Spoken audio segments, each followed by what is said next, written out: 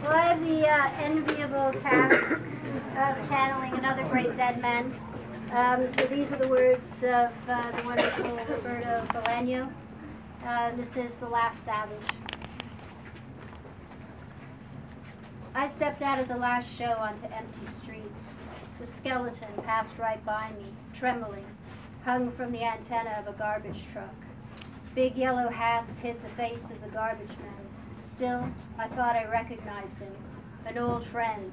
"Here we are," I said to myself some 200 times, until the truck disappeared around a bend. I had no place to go. For a while, I wandered around outside the theater, looking for a coffee shop, an open bar. Everything was closed, doors and shutters, but the weirdest thing was the building seemed empty, as if people no longer lived there. I had nothing to do except walk in circles and remember, but even memory began to fail me. I saw myself as the last savage, cruising the streets of Baja California on a white motorcycle. To my left, the sea.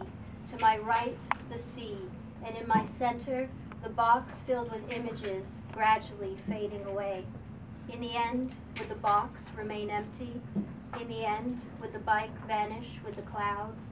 In the end, would Baja California and the last savage fuse with the universe, with nothingness? I thought I recognized him under the yellow garbage man's hat, a childhood friend, never calm, never too many beats in a single measure. Of his dark eyes, poets would say, "They are like two kites hovering over the city, without a doubt the bravest." And his eyes, like two kites, like two black kites in the night. Hung from the truck's antenna, the skeleton was dancing to the lyrics of our youth. The skeleton was dancing with the kites and with the shadows. The streets were empty. I was cold. The scenes from The Last Savage were playing in my head. An action film with intrigue. Things only appeared to be happening.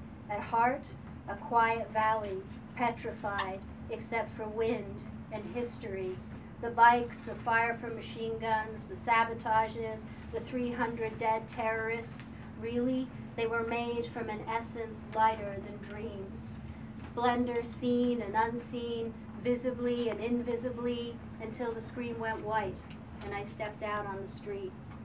Outside the theater, buildings, trees, mailboxes, the mouths of sewers, everything seemed bigger than before I saw the film. The coffers like streets suspended in air. Had I stepped out of a static film and into a city of giants?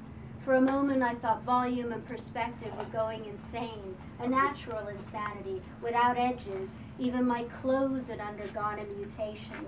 Trembling, I shoved my hands in the pockets of my black bomber jacket, started walking. I followed the garbage truck's tracks without knowing for certain what I was hoping to find. All the avenues poured into an elite Olympic stadium of epic proportions, an Olympic stadium sketched in the void of the universe.